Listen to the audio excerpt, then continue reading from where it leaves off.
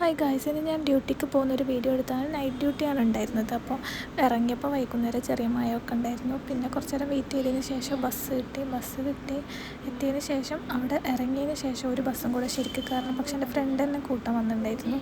അങ്ങനെ ഡ്യൂട്ടിക്ക് കയറി ആ ഒരു ടൈമിൽ കുറച്ച് തിരക്കുണ്ടായിരുന്നു കേട്ടോ. ഒരു 7 മണി 8 മണിയൊക്കെ ആയപ്പോൾ പിന്നെ കുറച്ച് കഴിഞ്ഞപ്പോൾ തിരക്കൊക്കെ പോയി. രാത്രി 10 മണിക്ക് ശേഷം തിരക്കൊന്നും ഉണ്ടായിരുന്നില്ല. അപ്പോൾ ഫ്രണ്ട് വീട്ടിൽ നിന്ന് ഇതുപോലെ മാങ്ങ ഉപ്പിലിട്ട് കൊണ്ടുവന്നിട്ടുണ്ടായിരുന്നു. അങ്ങനെ ഞങ്ങൾ എല്ലാവരും കൂടെ അത് കഴിച്ചായിരുന്നു.